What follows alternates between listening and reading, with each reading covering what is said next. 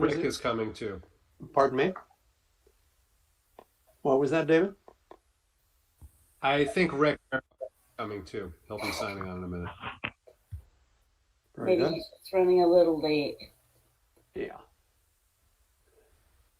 Tara, I have you. Thank you.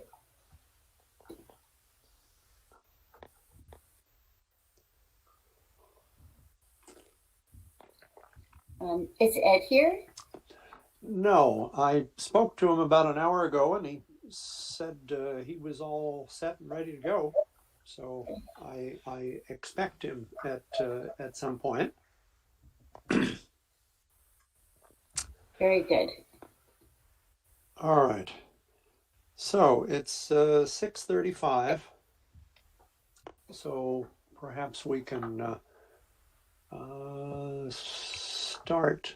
start with the meeting, and as people come in, they can catch up. In any case, welcome everybody. The meeting that I had laid out in the agenda is with you. Thank you for sending it out, Maureen. And we have a different sort of agenda than we would otherwise have, given that this is the first meeting of 2021.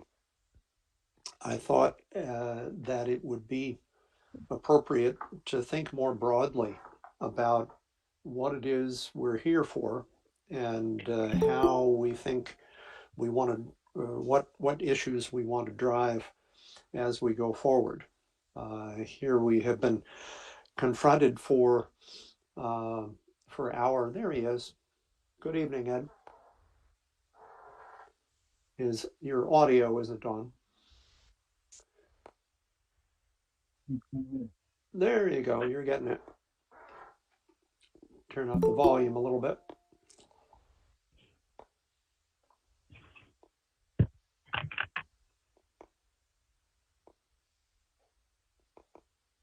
Okay, welcome, All right, Rick. are you, pardon me? Rick just joined us, so we do have a quorum. Wonderful. Good to hear. All right. Ed, I'm still not getting your audio. You're muted, so you need to unclick that little mute button on the screen, the red dot with the microphone image in it. I'm doing it. Yeah. There we go.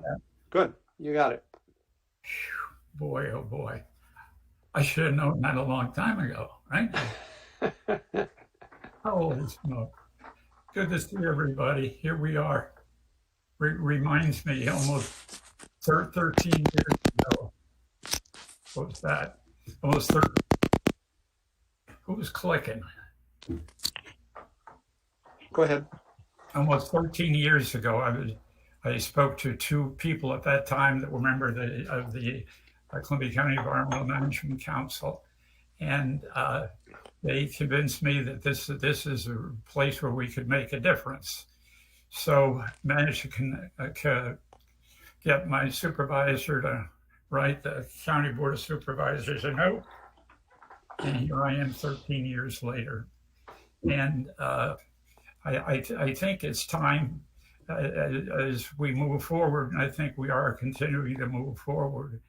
It's time for a new energy, and you already got it. It's already there. You're already working at it and so forth. But it's time for me to really step aside. Michael, who has been with us for as long as I can remember, has agreed to step up, and I think that's a real plus for all of us. So that's the way things go. I will be around for the next couple of meetings, and then off into the ether.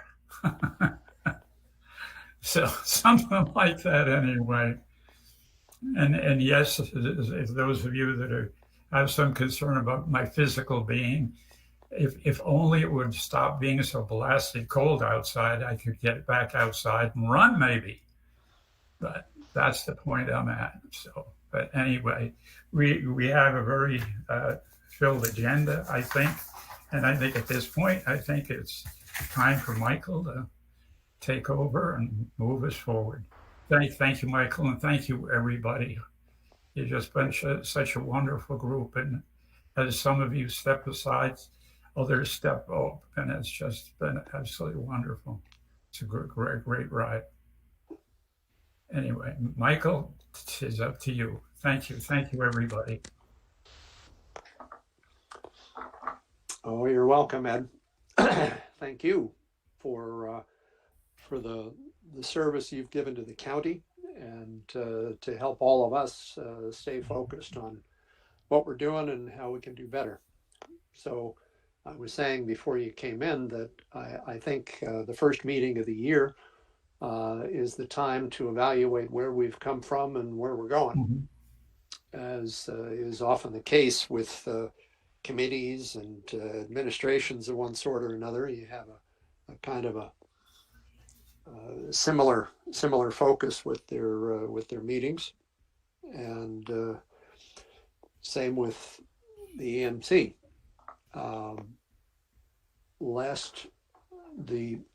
The last year, we went through a lot of discussions about things like expanded polystyrene, which didn't lead to any substantive changes here in Columbia County, but it appears that a whole lot of the rest of New York State was on the same wavelength, and the New York State legislature passed a bill that says essentially all the things we were asking for will take place on a statewide basis starting early in 2022, which used to sound like a long way from now, but now it's a year from now.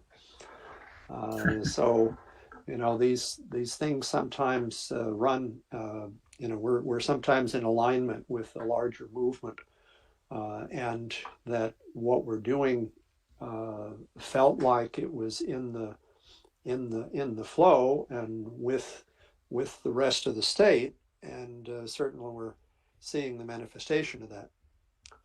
So we also had the rollout of the NRI with several presentations for teaching people how to use, especially the online one.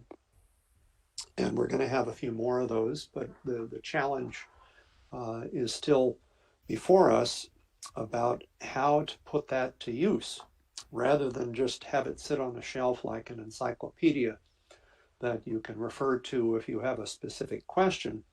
Is there something that would be useful with all the research and development that we had in coordination with several other agencies that helped us with that marvelous body of work?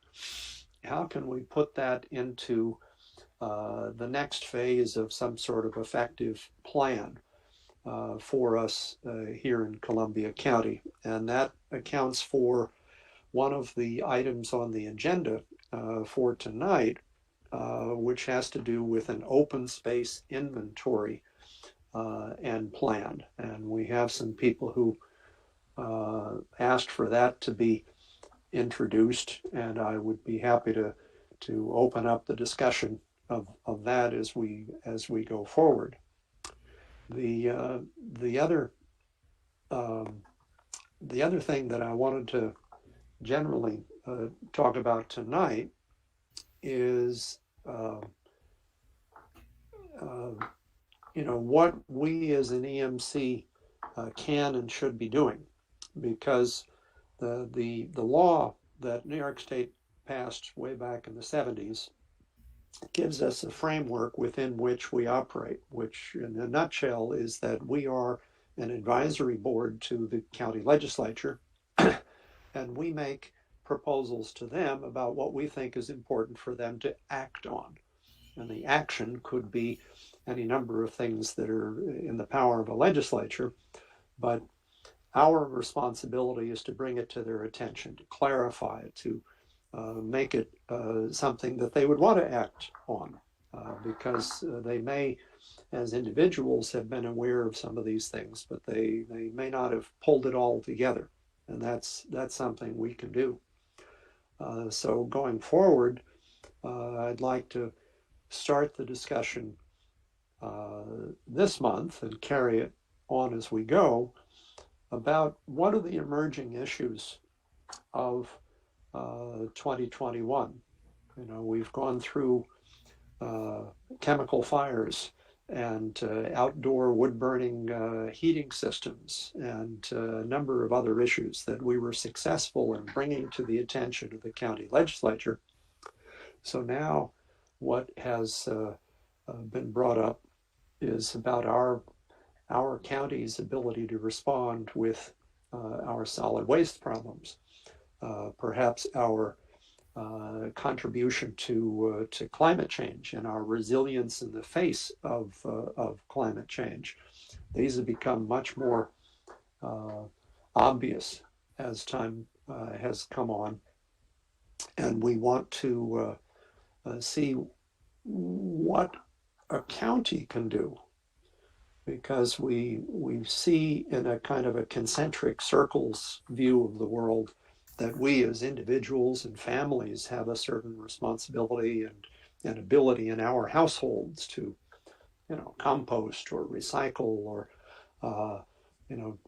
drive less often and things like that. But then in our towns, we have other things that our town boards can implement and that a community can do together. And then, of course, there's the state and federal governments with their abilities and responsibilities. So in between all of that is a county.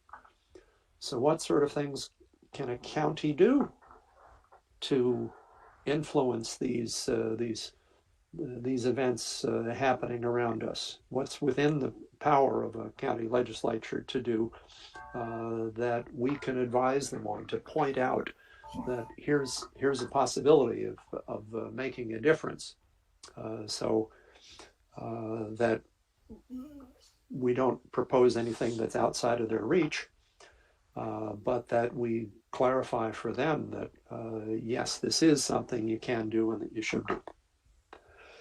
So that's my general message for this meeting and going forward. I'd like to get a formality out of the way and ask for a motion to approve the meeting minutes, which you have all received from the 28th of December last year. I so move. And the rest of you are all muted, so if you wanted to say something, you need to unmute. No, folks, we got. I'll second. All right, very good. Okay. So rather than taking a roll call, I'll skip the all in favor part and ask if there's any objections to approving this unanimously. And hearing none, I'll acknowledge that as a general approval. Okay. In that case, I'd like to open the floor to anybody who has some ideas about our general direction and ways that we can be effective here in the county. If I may, Michael. May, please. Over the years, what I've seen, and I think you've actually seen it acknowledged, is that there doesn't appear to be a significant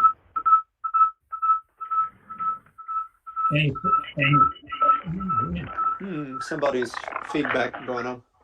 Any significant independence between the county and the haulers. Right? It seems that everything the waste haulers? Yes, yeah. Okay. Because it appears that if what we come up with, what we suggest doesn't meet what they feel they should do, then it's almost like they have veto power.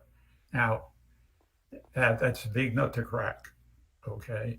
But I think without that you're just whistling in the wind. Because if the haulers are going to continue to pull all the strings and set all the standards, what can we expect to affect if that's the case? Anyway, that's my view on that issue. Thank you. Thanks for listening, everybody. Oh, no problem. Is there a potential action associated with that, Ed? I mean, Well, if we were to say to the don't- county what might be done here, where would you tell them to start looking? Well, that's a good question. It might start with the whole contract process, and us reaching out as we have a legal right to other venues, other corporations, if assuming there are any. Okay, when it comes to solid waste, it's pretty tough. But I can't think of anything else other than showing some independence in that whole process of developing and signing a contract. It appears that they give us theirs and we give it back, but it's all done. Well, excuse me if I'm not familiar enough with that, but where does what is the current relationship between the waste haulers and the county, other than a kind of a regulatory relationship? You mentioned contract. Is there a contract that the county has with the hauler? Right.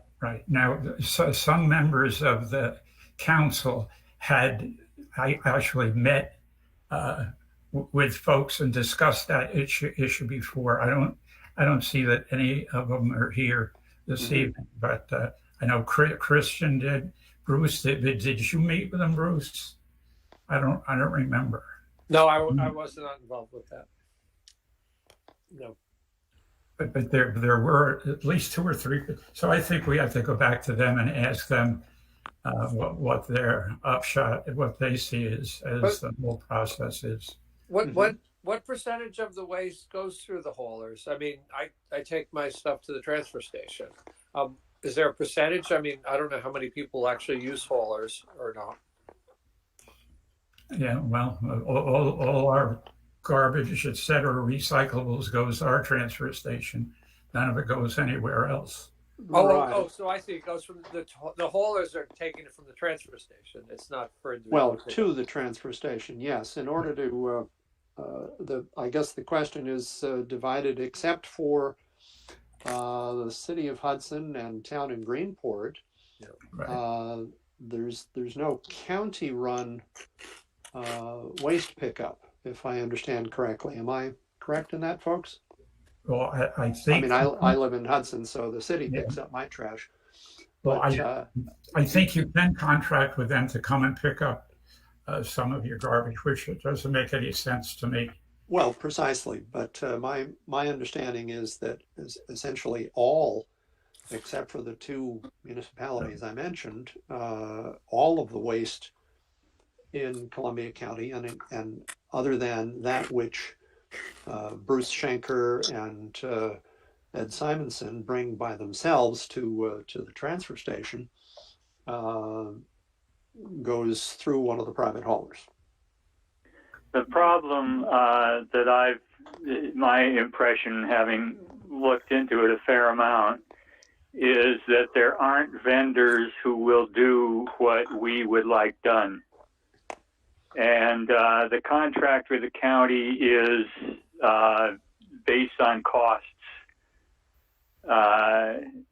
There are no competitive providers in our area who will do what we would like to see done with trash. And the county, in that sense, is helpless. If we could seek out vendors who would do something for a fee and could raise awareness enough in the county that people would demand to spend more of their tax money on having things done that we'd like to see, that's a route we could pursue, but that's what it would take. There is opportunity with regard to composting, apart from recycling and separation. I think we should talk about those two separate issues. There are, I think, structural and financial impediments to getting the recycling sorted properly, as we might like to see, as I understand it. But I think there might be opportunities, certainly with the organic composting law in the state that's going into effect. It's limited, but I'm sure Sarah can give us a detailed update on that. But it is something, and perhaps we could be working with those parties, responsible parties that would be covered under the law and be required, and helping to facilitate and figure out how that works. Then the second thought on composting is there are some grants that I've seen through the Climate Smart program, which have gone towards setting up significant grants too, significant six-figure grants that have gone towards setting up composting facilities in other counties. So I think there's something there, perhaps. David, there are, I think, and everybody else, I think there are 2 independent haulers in the county, believe it or not. One of them is in Hillsdale. I know we've used them. Yeah, there's Tornado and County Waste. I'm sorry. Maybe more. Right. I see trucks here in Hudson from perhaps 4 different haulers. Yeah. But in any event, I think one of the actions on this would be to compile what we know. Now, Jolene Race, of course, would have this, right on the tip of her tongue, I'm sure, if we were to ask her the state of solid waste in the county. But it would help us decide whether we want to, whether we see an avenue for advocacy here, if we collectively had a compact piece of paper that says, okay, here's the situation with private haulers and where the waste comes from and where it goes. And I propose that somebody take this up with Jolene to chat with her for a few minutes, exchange a few emails, and see if we can put together a one-pager on solid waste distribution in the county. Does anyone want to pick up on that and spend I'd like to comment. A number of those conversations have been had with Jolene.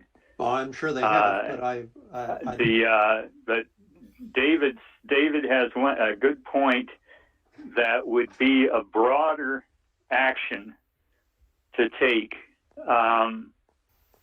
The solid waste law doesn't pertain to much of anything of what we've spoken of as being concerned with. It only applies to major producers like the big grocery stores. But that fact, combined with what David mentioned of financing possibilities, if we were to, it seems to me there's a possibility of leveraging that. There's both money and the solid waste law for large producers only applies if there is a facility within there are several parts of it. The first part is usable food, but the part we're talking about is compostable. That only applies if there's a facility within 25 miles. There isn't. If we were to create one, then it might be possible to leverage that in developing other sources, other means of collection in the smaller producers once we have that facility. So that's one possibility. I like Michael's suggestion of, coming up with a summary of kind of the current status of solid waste in the county. I know that Christian, you and others have met with Jolene and others and have done some of this research. And I know there's a solid waste group that's been talking actively about it. But I think just framing the issue for all of us and for the EMC as a thought process toward potentially identifying any actions we might want to take or any initiatives that we might want to propose to the Board of Supervisors or tuck into some of the work we're doing with Climate Smart. would be really productive, I think. I'd love it to be productive. If I might, I'd be willing to do some research on what EMCs in other counties have done in relation to solid waste. So I'll Great. volunteer on that one. Wonderful. Terrific. I Thank think you. that's I think that's a great idea to look at some of the other EMCs. I know, just a County, Ulster County, Dutchess County. take There's a look at Tompkins Rock- County. I don't know if Tompkins County has done anything, but it's specific to solid waste. But I know that they're very in Tompkins County, just in general, has been pretty active, yeah, Oh, yeah. aggressive, and environmental. Monroe County is coming along, and actually in the Finger Lakes, there's quite a bit of climate activity going on. So there may be some nuggets of information that we can borrow. Yeah, Mark Athenson, who's in New Lebanon now, he knows a lot about Tompkins County because he's been going to Cornell. So he can give you a lot of information on that. Yeah, and we have a rep for us that is on the Tompkins County EMC. Oh, okay, great, I'll pick his brain. Yeah. good. He'll give you plenty. Cornell also has a really good solid waste institute Yeah. that you might want to reach out to as well, because they may have already compiled that information. I'll Right. bet they have, yeah. All right, and then there's the Institute for Local Self-Reliance, which has done some work with other counties, Ulster County in particular, here in New York State. So certainly a very worthwhile resource in this regard. So Kara, would you like to also take on the role of compiling what we're doing here in Columbia County in addition to checking with the other counties? Sure. Okay, very good. All right, so that's solid waste and in all its flavors. So that's a big issue. Sounds very tasty. Where have you been? Well, Next thing you know, we'll have a Bernie solid waste, like a Bernie compost GIF or something. that'd be great. That'd be great. Compostable mittens. Composter. That'd be great. Sure. Any other subjects within this areas of focus for 2021? We've got the solid waste angle.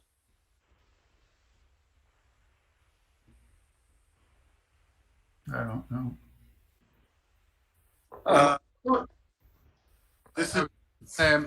I'm not sure if we're going to talk separately about climate smart. There's not a lot to report, but I wanted to give a quick update.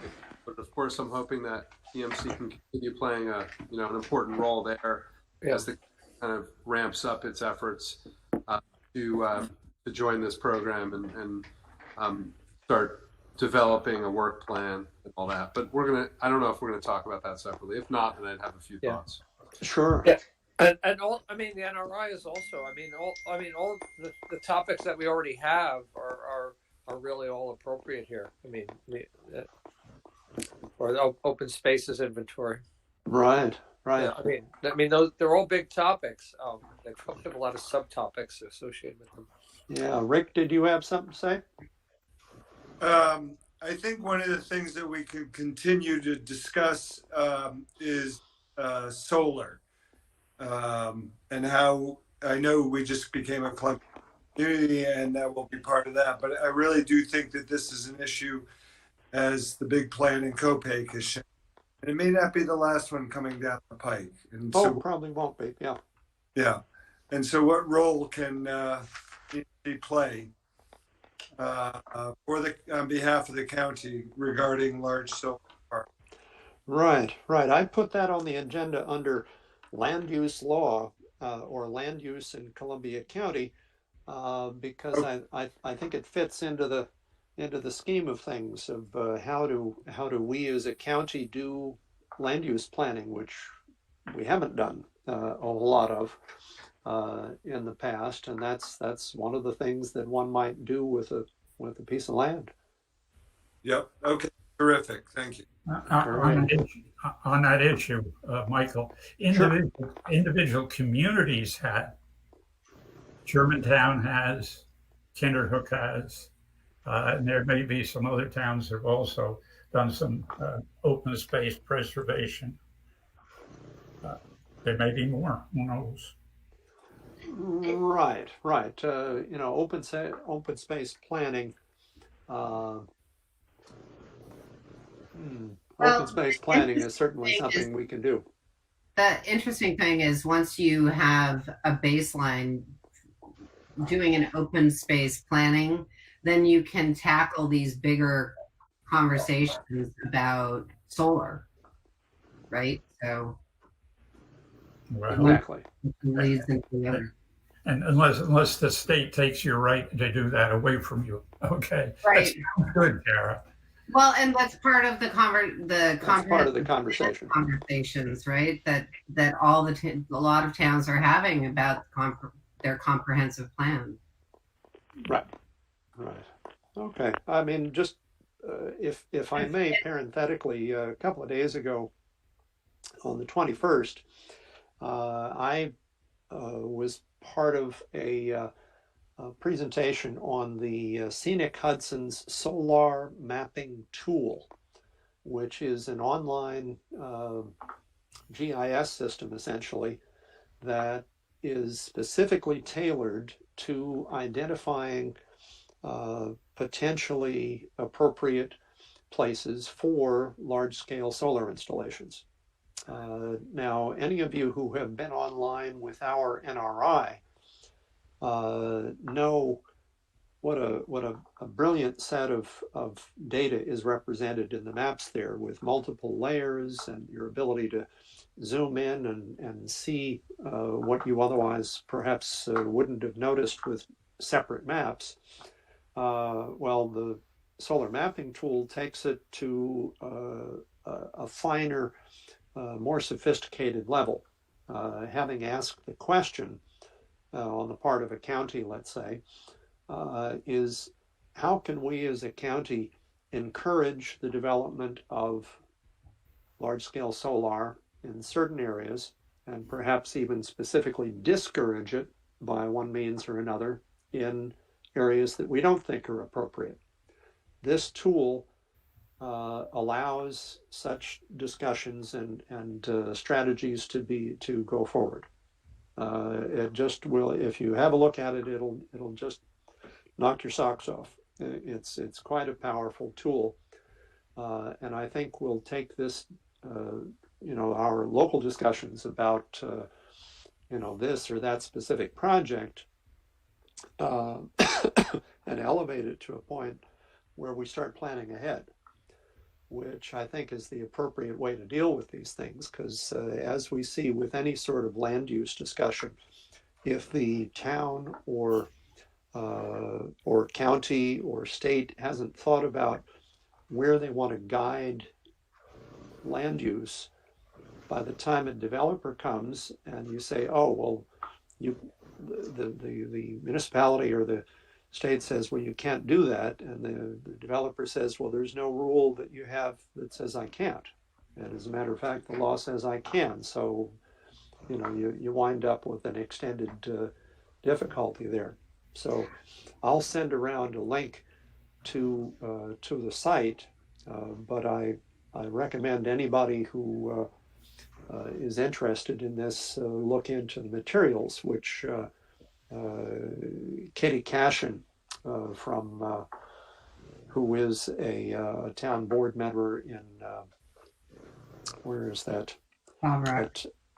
Claverick, right, was also in on that, and they've done other presentations, but I would recommend that highly.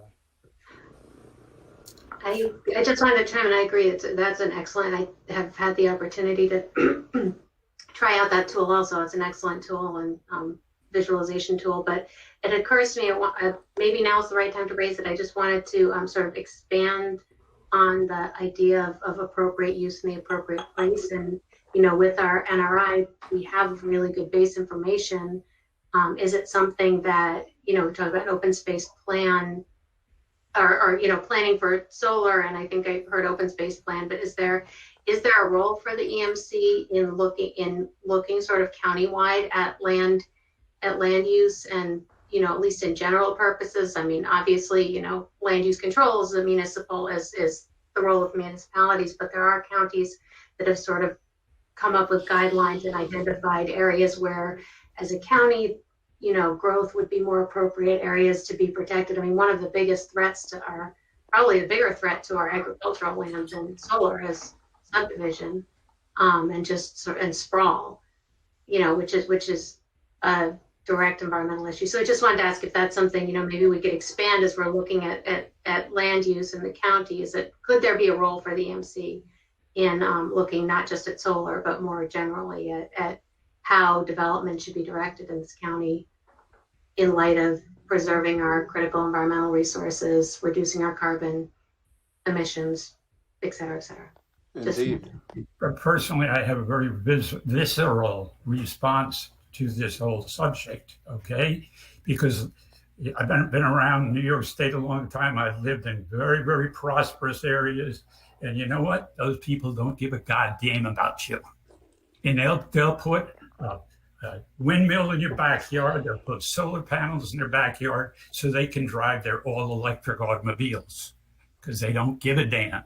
So the way this is being proposed, I think, puts us on the tail end, right? And I don't like being on the tail end. I'm not sure are you referring to what I was talking about? I'm not sure I understand what you're responding to. My response is I think if you want to deal with the land use, take the energy part the hell out, because what happens is communities like Clobrick, Copake, and so forth, boom, they get the areas that are going to generate the electricity for somebody that lives somewhere else. What the hell is that all about? That's crazy. That's just the way that's the way our energy. We could have a much bigger discussion about the way energy is distributed throughout the state and the way it needs to be generated and the way it's used. But I think I don't really want to get into philosophical discussion about that. But I was just talking about land use in the county and how we want to think about the future of our land use, whether it's energy generation, development, conservation. Where are the areas that are important to consider? Terry, you had something to say? I do. I just wanted to say that I think in all of this, I think we need to sit down, or some members, maybe Michael and others, with Patrice and the county planning department and have a discussion with them. I think it would be a good thing on an annual basis to touch base with them and see what their plans are, what their goals are, what their strategies or missions are for the year ahead. So that we can maybe see about where we have areas of consensus or things that we've agreed, we both want to tackle. I think we have an ally there. We should, and we should try to take advantage of that and at least have an ongoing dialogue. I agree. That's an ideal action point for this discussion about Columbia County land use. There's so many things that property owners can do with their land, and I think there's an appropriate role for the government to play in thinking about our collective needs and the nature of the resource and so forth, which most individual landowners wouldn't have the visibility to. So there's also a role, I think, for educational outreach here, rather than just communication with the legislature. Right. And I just had a fleeting thought in my head now, and I think, and the other thing is explaining the whole process. I think a lot of people don't really understand how all these decisions are made. Many times they find out, they show up for a meeting that they think they can have, influence the outcome, and the decision has already been arrived at. So I think it's a real education, like you said. There has to be good education outreach to people so they understand how laws work when it comes to land use, not only in the county, but certainly in their towns. So my 2 cents. I'd just like to say that I think that's a really wonderful bit of insight, Terry. And if we put that meeting together with planning, I would love to volunteer to be part of that. Okay, I'd be very interested in that. very good. Barbara, you and me. Let's go. And also, Sarah, or do you know of counties that are doing this kind of planning where that would preclude certain uses like solar on private land? Do you know of any examples at the moment? Well, I mean, I think as far as precluding, counties don't have power to sort of to really preclude. I mean, counties can sort of propose and No, I know we're a home rule state, but yeah. I know there are counties that have county plans, whether they specifically address solar, and I would express my own personal. I want to be very cautious about talking about this as precluding solar, because I think we need to think very. I think we just need to be very careful that we need to balance all of the different environmental issues that our county's dealing with. But so I don't know, but I do know of counties that, I'm going to say Tompkins County again, because I know that Tompkins County has done a countywide plan where they specifically target development to certain areas, and they've identified areas where development should focus. It doesn't zone the county, and I know a little bit about this, not enough to be an expert. I'm just telling you what I've heard from folks who are there. They've sort of identified areas that are appropriate for sort of development and growth, areas that are more appropriate for conservation. And those, even though they're not regulatory, they help sort of they help direct resources, and many municipalities have adopted those into their zoning. So it's, and I know there are other counties. I just keep referring to Tompkins County because I think they do really cool stuff. But I know I did. Yeah. We even gotta see if somebody from the New York Association of Counties would be willing to come give a presentation to us on what various different counties are doing. That would be helpful. I can see what we can get from them. The county that was specifically mentioned in the solar mapping tool presentation was Orange County.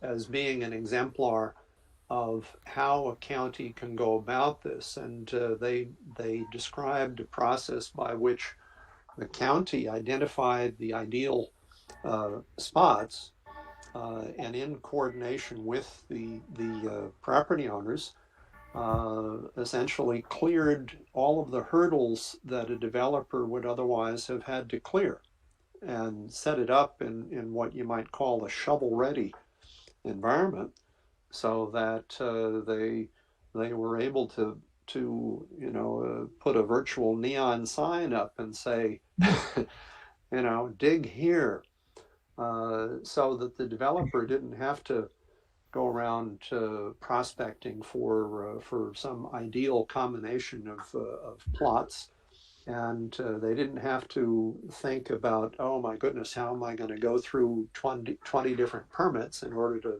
do all that. It was essentially pre-made in an area that the county, through interaction with the neighbors and the property owners, had already cleared the way. And so that's one way that they described that one could effectively direct them, without actually saying so, away from the less desirable areas and into the more desirable areas. Okay. And that's a much better way to talk about it. Oh, yeah. Well, it's about having the conversation, right? So, setting the roadmap essentially based on what is the advised region or land, property, plots, etc. And much of what developers, a lot of developers, to Ed's point, are really just, they're hedge funders. But there are a handful of developers that do want to be stewards. They do want to be engaged with so if you guide the conversation for development, that's an excellent suggestion in working. And Kara, don't you think even the developers who are just in it, the hedge funders or whatever, they're looking for, what they want is certainty. And right. So if community, if the community said, this is where we want, this is a good site, or this, sort of directs us, this is where permits are going to be easier, whatever, the shovel ready idea. Well, they want the path of least resistance, Yeah, obviously, exactly, yeah. because resistance, adds time to the whole project, right? And when you have pushback, even if the municipality is receptive, but the public, for whatever reason, because it's impeding on view sheds or what have you, or the enormity of the project, like we're seeing in Copeg, is coming up against a lot of pushback because it's enormous, right? So that's kind of,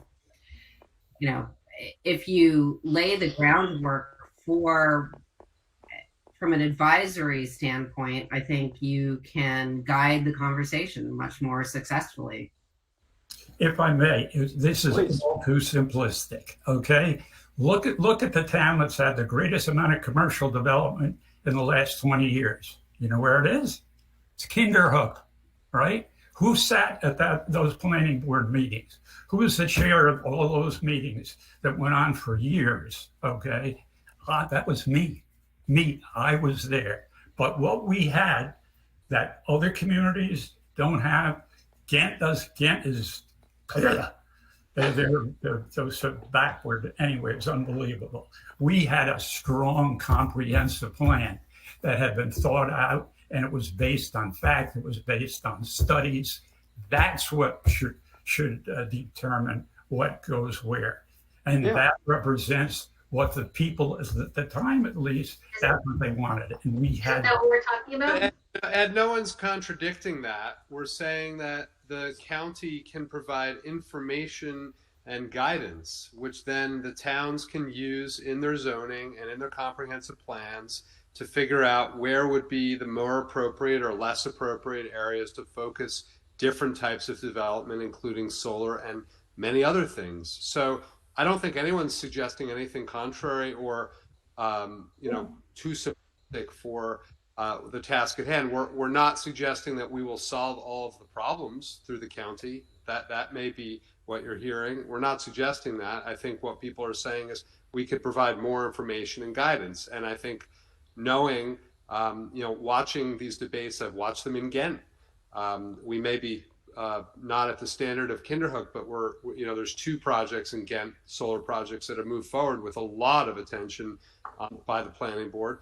And it's difficult because each project is looked at separately and individually on a case-by-case basis with very little information for the planning board to work with. Somebody answer a question for me. If you drive from 9H on 66 into Hudson, you'll see along the road stakes all along the road. Can you tell me what those stakes are there for? There's a solar project that's going in there. I think that's the same spot. David, continuous. It's continuous from 9H all the way into the city of Hudson. Maybe it's the sewer plant extension. Well, from the industrial park to the Hudson wastewater treatment plant. There is going to be a pipe that takes the effluent from that industrial park, which was exceeding the capacity of the small local treatment center that was there, and the county decided last year sometime to simply bring it all into Hudson. I think that's what the stakes might be. If it's a continuous linear bunch of them, rather than a big field that would have implied a square area of solar panels. Yeah, I remember those discussions. A lot of those discussions happened at the subcommittee meetings here a few years ago. Yeah. And it had to do with the portable sewer treatment plant that they had, and it was failing. That's exactly right. They had somehow optimistically estimated the flow of that creek there, which turns out to be a dry bed. But as it was discussed, the members of the board said, yeah, now we can develop all the parcels alongside Route 66. Yep. You've got to be kidding. You've got to be kidding, right? So that's what your goal is, okay? To develop all those commercial properties along 66 from 9H all the way into the city of Hudson. Go ahead.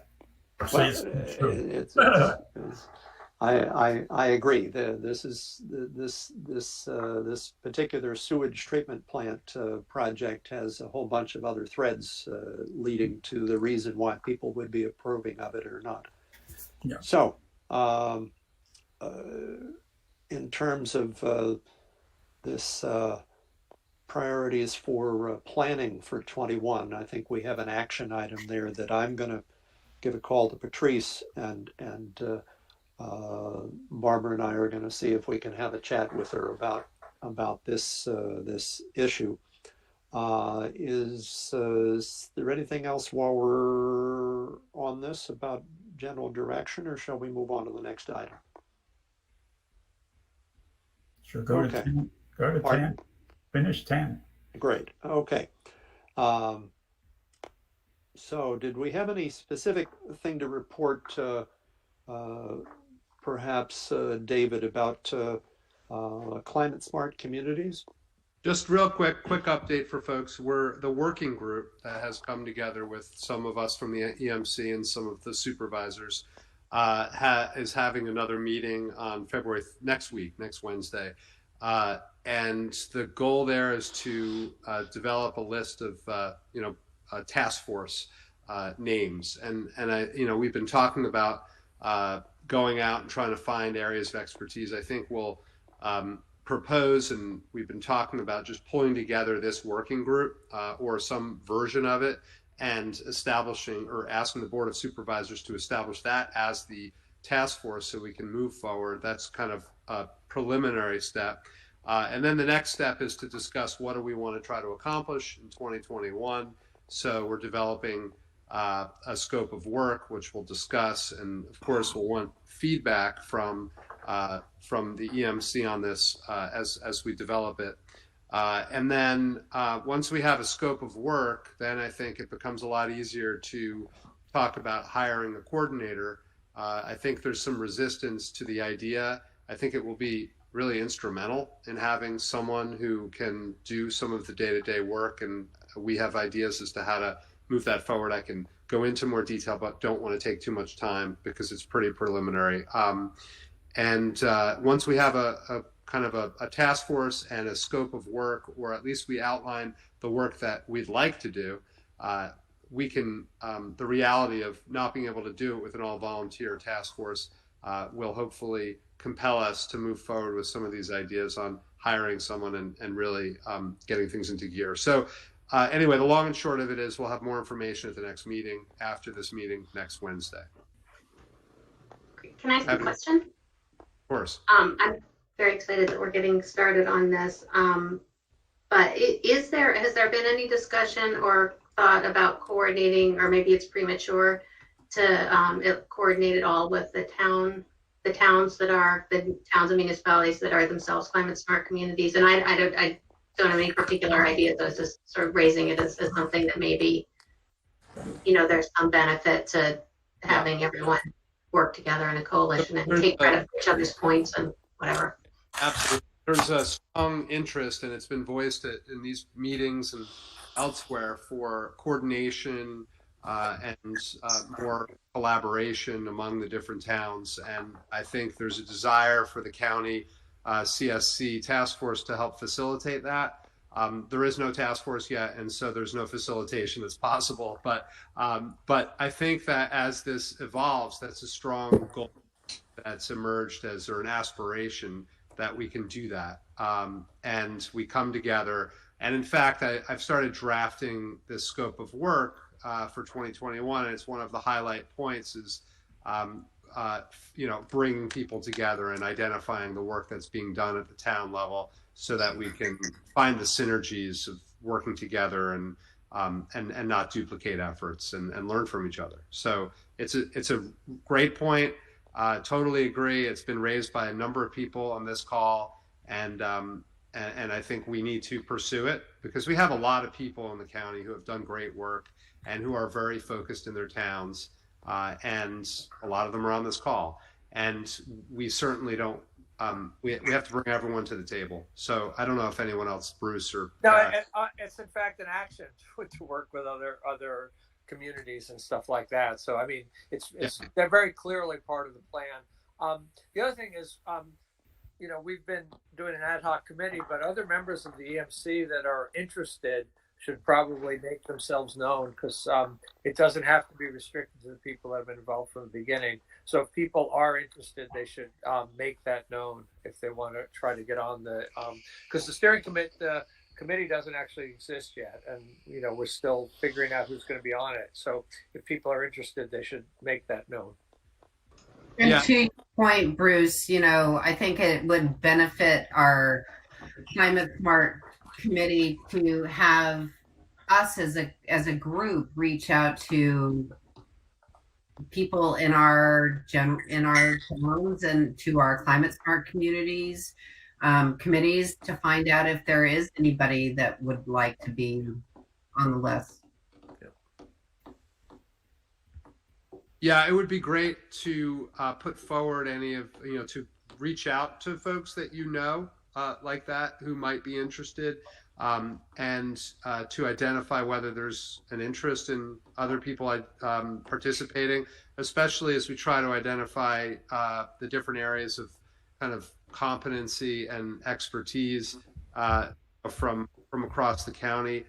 It would be helpful to have more people as possible members of the task force, especially if we go into this meeting next Wednesday. I think the default will be that we, just to move forward, we convert this working group into the task force, so we have the board approve that. Doesn't mean that that's set in stone. That can change. But if there are people that are interested that have not been involved, there's a limit on how many people that will be involved. But I mean, we want to get everyone involved that's interested. So just put those names forward, either to me, Bruce, Kara, Michael.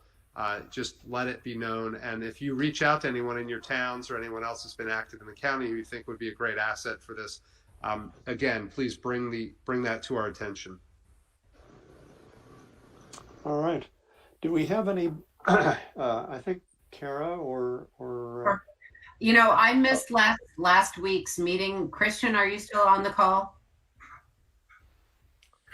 Yes, I am. I'm on the call. Do you have anything to report from were you at the last ZWC meeting? I was. I don't think that there is something that needs reporting here, except that we are still involved with our original. It's sort of dropped a bit to the back burner because we're working on more immediate possibilities of outreach and information. But one part of it is still, though it's slowed down by reality, but trying to inform ourselves of the actual nature of the recycling and solid waste and composting industries, so that if there are any conversations with the county, we've actually got something to discuss, sort of in a certain sense as equals, rather than telling them what they ought to do, to have some sense of what's actually involved in the industry, and ask for ways that we might develop anything that would work along with what they're doing. It's a really interesting challenge. Other than that, it was the continuing of outreach, the work with the libraries, and that the format be individuals bring initiatives, and ask for who wants to help out with this one. So we've got the other initiative that's still going very much is the one to work with schools. On the one school in particular, school composting programs is a real avenue, both for the education to get on compost happening and in people's lives, with the thought that the children then bring that home to the parents, and that would fuel anything larger that might get brought about in the county. Any initiative towards composting in the county could be aided if we've got juice coming into households through the students. I'd say that's sort of that. The other one, of course, is the library presentations. And the third is something that we began here, but to enlarge it is information access, a pamphlet or website with good articles, good websites, as well as recycling concrete information to make that available to people in the county. Very good. Thank you. I would just add that we're meeting on a monthly basis, and it's the second Wednesday of the month, and I believe we're starting at 5:30. We're going from 5:30 to 6:30. So if anybody's interested, they can reach out to Kara or Christian or myself, and we'll get you on the list. Very good. Okay. Tara, are you still with us?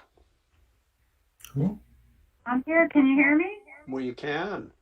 I'm not double voicing, am I? Because I'm having technological issues. You are having a bit of echo here, so you might want to Yeah, is turn it down. too distracting?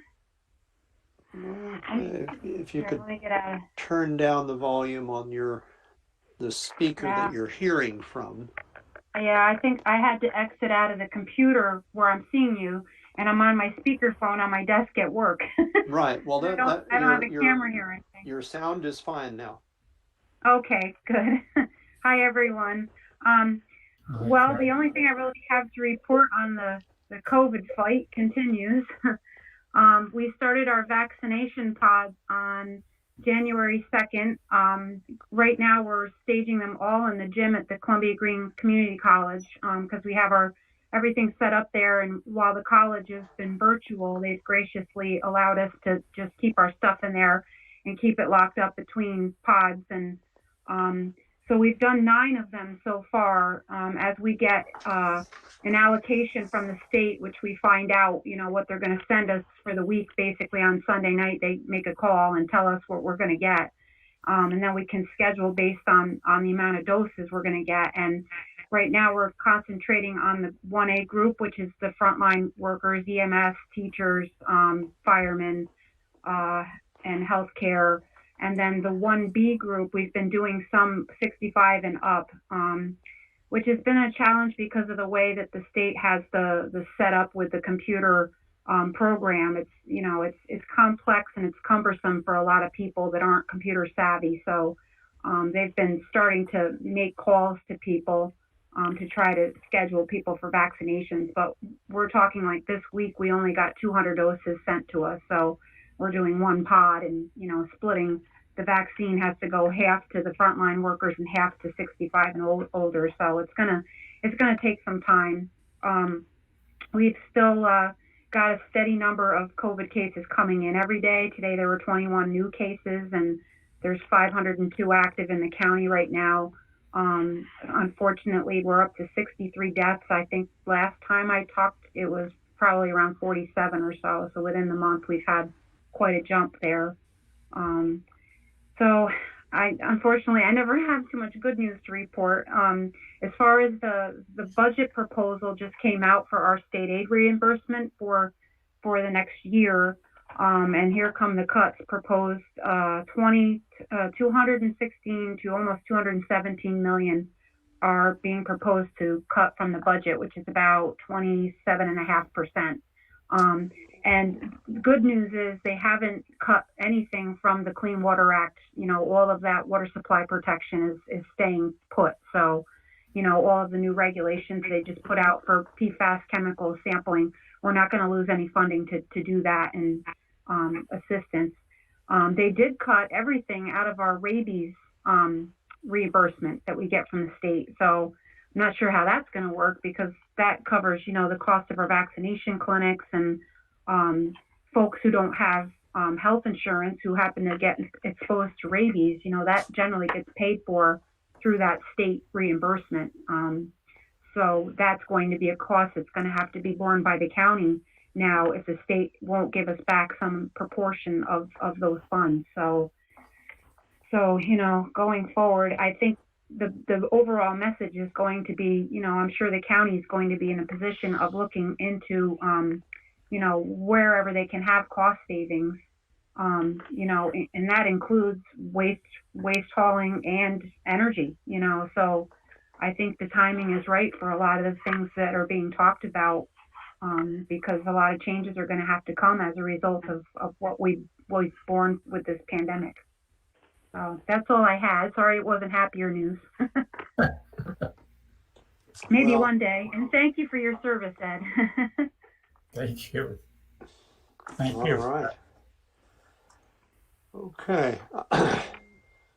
Ed, what would you like to say about portentous evidence? Yes, well, I'm not going to have too much to say about it, but there are certain threats, I guess, to mankind that we're aware of, and there's some of them that we're not so aware of. And one that sounds like a real plus, and that is in this area, the growing season has increased by 30 days. Think about that. The growing season has increased by 30 days. Well, what's that a measure of? That's a measure essentially of our climate and the temperature. And the other thing is we have more and more areas that are drying up. Drought is coming more and more. And if you look around, I'm not, me, I'm not very high on anything, but I don't see how we're going to continue to feed everybody in the entire world with what we have in the good old United States. I'm sorry, sounds like I'm flopping on the right side of the political fence, but being realistic, we have to be real. I want to be realistic because I'm concerned about my grandchildren. It's not going to do a damn thing for me, but maybe it'll preserve some of the future. But see, some of these things like the growing season, we have no control over that. None. Zero. And the sun, I mean, people are getting more sunburns and cancers with respect to being out in the sunlight. And here last summer, my youngest son was helping me out, right? And we were baling hay. Well, he had a heat stroke, okay, in this tractor that had a fan, all right? So the change in climate is going to keep coming slower and slower. And no offense, we keep dicking around with these other issues when the big issue is climate change, for God's sake. Wrap our heads around how we can slow down climate change. And if part of it is reducing our consumption of carbon in fuels and so forth and producing CO2, we got to increase our efforts in those areas and whatever areas there are that produces more greenhouse gases. So anyway, I thank everybody. I've worked with some of you for so long. Terry, I'm looking at you, okay? Terry is one of the hardest workers I have ever come across. If you have a project and you need help, you get Terry on board, okay? Because she will push that project along and complete it in good fashion. And she doesn't just do that for us and for others. She does it for the cooperative extension. She does it at the fair each fall when they sell. I hope all of you have had some of them. Baked apples, holy smoke. If you haven't had one of those, you don't know what you're missing, because you can walk right across the way and get an ice cream sundae, for crying out loud, from the 4-H kids. There's a lot of great things that go on in Columbia County, a lot of great things. And they make my heart warmer, even though it's 84 some years old, okay? But keep at it, keep working at it. I applaud you all. Sometimes I'm too effusive when it comes to praising you, but you deserve every damn bit that anybody can muster. And I thank each and every one of you. So Thank you. Keep it up. Be around a little bit longer, but not much. Thank you. Thank you, Ed. Thank you, Mike. Okay, we dealt with the land use in Columbia County quite a bit, but I want to point people to something I sent around by email, which is a link to a couple of websites on the idea of an open space inventory, which I had thought was kind of synonymous with a natural resource inventory, and it turns out that it's not. That really what we're talking about is taking the information in the NRI and thinking about our priorities, which is not inherent to the NRI, and creating something that you can read about in the website about the idea of open space inventories and plans, which then get into, why we would want to encourage this or that because we have thought about it ahead of time and prioritize things. So neighbor notification law, we had a request to wrap up on. Do we have anything to say about that? Whatever you guys want. Okay, my feeling about it, if I might jump in there, was that it seems to be kind of linked to suburban urban contexts where your neighbor has a big lawn and he's hired a lawn care company to spray some obnoxious substance all over the lawn, and you should be told about it so you can keep the kids and the pets inside until some regulated time has passed and the obnoxious substance is blown away or sunk into the ground. That's my understanding of the neighbor notification law, but I'm open to Rick. Was it you who had the question about that? I did. I originally brought this to the EMC, and I just want to close the loop on it. Right. After doing a bunch of research on it, it seems like to me that it was mostly written for fairly urban or densely populated suburban areas with regard to commercial pesticides. Right. So I'm not sure that the law is worth our recommending to the Board of Supervisors, quite honestly.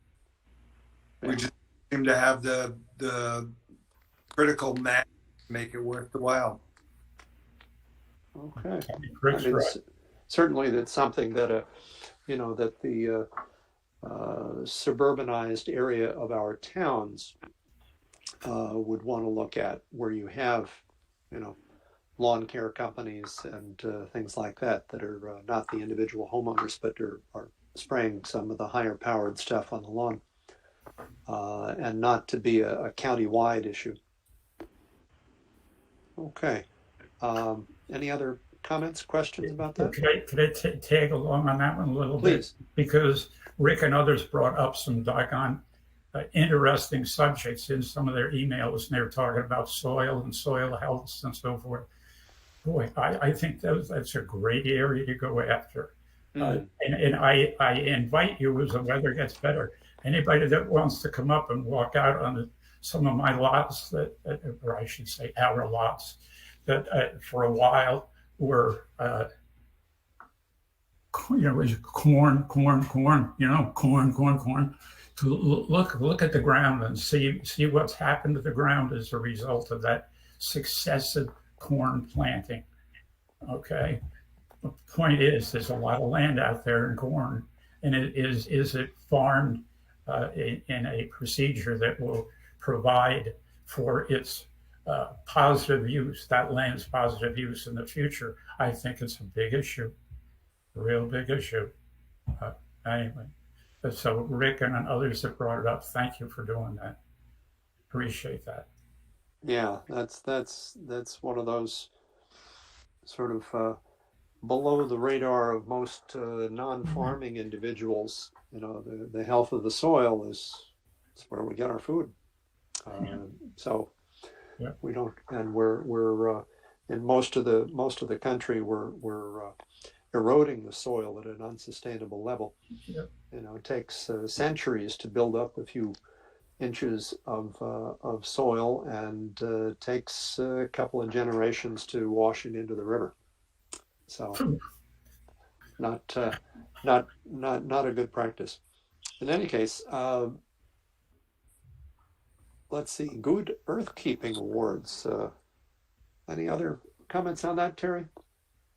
Well, this would be the time of the year that we would start the ball rolling to get ready for, holding another Good Earth Award. I don't want to call it contest, but, an opportunity for people to be nominated to be recipients of this award. Typically, we have submissions coming in March or early April. And in the past, we've awarded that at our April meeting, sometimes our May meeting, depending on deadlines and so forth. So I have the materials all set to send to you, Michael, and I will change the some of the wording in there. It's just that whatever the group would like to see is what month we would like to actually honor these recipients. So last year it was kind of delayed because of the pandemic, and we didn't do it until July. Sometimes it also depends on the availability of the people we're honoring. I think one time somebody was out of the country, so we had to wait. So it's the pleasure of the EMC. I will say that I will not be here in April or May. In fact, I won't even be here next month because I'm retiring effective February 1st from Extension after 30 years. And Friday's my last day in the office. So it's been a real pleasure, and I've learned so much from serving on this council and being involved with many of you. I want to thank you all for expanding my horizons. And Ed, it's Ed and I do go back quite a few years. I've been going through. I have to tell everyone, don't wait until the last several months before you retire to address your 69,000 emails in your inbox, like I did. I was kind of using it as an archive, and not advisable. I have deleted over 12,000 since in earnest, since because I was kind of realizing I was going to be retiring at some point this year. So I am retiring sooner than planned because, unfortunately, Tara was talking about budget cuts, and Extension has been impacted, and essentially my position has been eliminated for this year. So I'm not sure if there will be someone from Extension able to serve going forward. Patrice did ask me when I notified her privately. I did notify Ed as a courtesy in advance of the meeting. So it's kind of up in the air right now. But I'm still around. I'm going to be involved with the Zero Waste group for a while, Zero Waste Columbia. And then I plan on getting more involved in my own community. I live in East Greenbush, and I guess they have a pretty good plan here. And I hopefully will have a little more time now to get involved in my own town.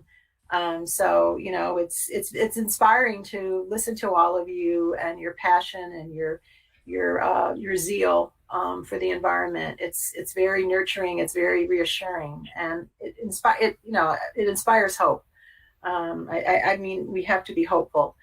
So again, getting back to the Good Earthkeeping Award, I will certainly pass all that information along.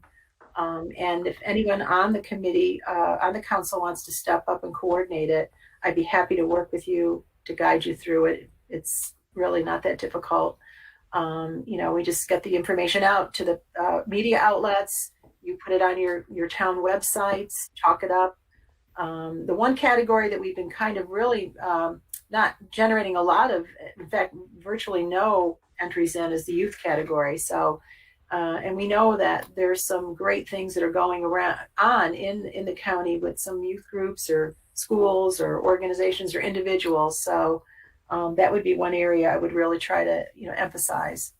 But so just I'll let you all decide. If you don't have to decide tonight, you can probably decide in February at the February meeting, and then we can get all the information out.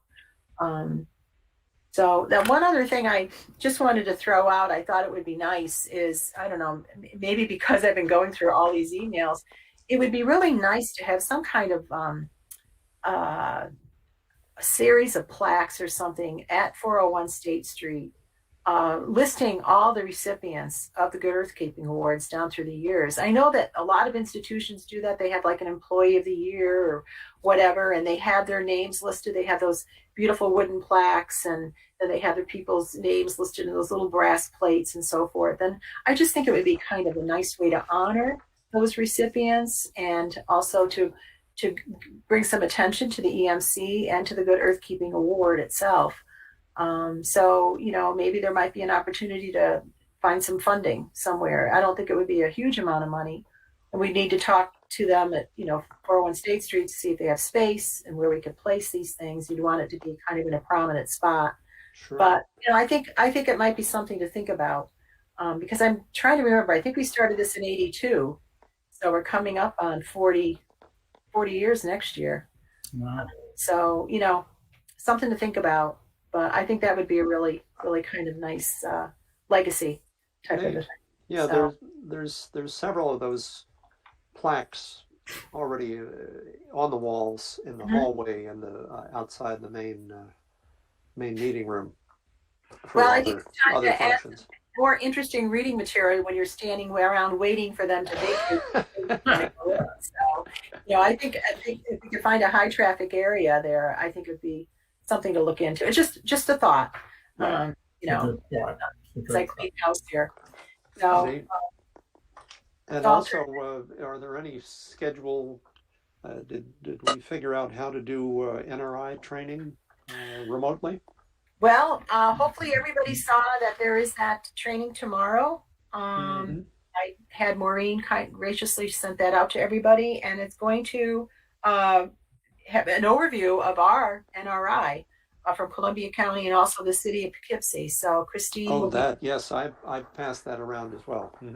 Yeah, and Don Meltz will be there from the Columbia County Planning Department. So that's from 1 to 2:30 tomorrow. And I did talk to Christine at last today. She and I have kind of been playing tag. She is only working, I think, 50% time. So again, different agencies have been impacted differently through this pandemic. And right now, basically, the subcommittee that was involved with helping with the NRI, people have changed. People have left the EMC. So Christine is looking for 1 or 2 folks that might be interested in pursuing this. And her thought process right now is that, and as we talked before, that training is kind of difficult to translate or into total online. And also, it was a 3-hour session, and that's really too lengthy to do in one blow. So it'd probably be in a 2-part type of a program. And the first part would be done online, and she's thinking maybe later this year, maybe towards fall. Again, dependent upon availability of the speakers, and also transferring some of the information that we were, in person presenting to, online, so that it makes sense. And then have hopefully a hands-on session, maybe early next year, where they could go into more detail. And she also still has hard copies of the NRIs available. So if anyone is interested in helping Christine, you can let me know, let Michael know. We can pass your names on to Christine from the Columbia Land Conservancy, who is our coordinator of this effort. And we did have free space donated to hold we were going to have these in person last March, as you may recall. And so hopefully we would be able to go back to the former Martin H. Glenn School in Galatia. And then also, I believe it was it Bob Prusser's fire department. I can't remember, is that, what town is that? On Churchtown Road? Yeah, Yes, yeah, that's a nice space. Yeah. Yep. So that's where we're going to, because we're trying to have more northern location and a more southern location to accommodate people. So Great. So yeah, so Christine's on board with it. It's just a matter of getting everybody lined up, and things just got out of hand with the pandemic. Yes, So. of course. Oh. All right. Thanks so much, Terry. All right. We're coming up on 8 o'clock here. 7:60. And let me ask if there's anybody else who has something to add to wrap up things here. I just want to make the offer again. So as the weather gets better, I think it's nothing like putting your feet in an area that's been farmed. Okay, been farmed for centuries. Okay, where Native Americans once walked. I think it's a nice place to visit, and we have plenty of places like that right here in Columbia County. It's a great place to live. Thank you all again. All right. Can I give a quick plug to the town of Austerlitz Climate Please. Smart Committee? So the town of Austerlitz Climate Smart Committee has a new website that will be coming out shortly. We've engaged the community by asking them to send us a photo of some activity that they're doing at their home or their property or their apartment or wherever that has to do with reducing climate carbon. So whether that's putting food scraps in their compost pile or coffee grounds in their house plants or planting trees or what have you. So encourage you all to like our Facebook page, the Climate Smart Committee of Town of Austerlitz, and there's lots of good energy there, and so quick plug for the Town of Austerlitz. All right. Let's hear it for Town of Austerlitz. That's good. Yeah, Kara, send me an email. Okay, I will. Okay. I'll do that. You'll see what it's about. Anyway, thank you. All right, folks. Thank you all for coming. Good night. It's Thanks, everybody. Bye, everybody. good to see everybody. Be careful. Good night, everyone. We wish you well. We wish you well. Good night, all. Thank Good night. you.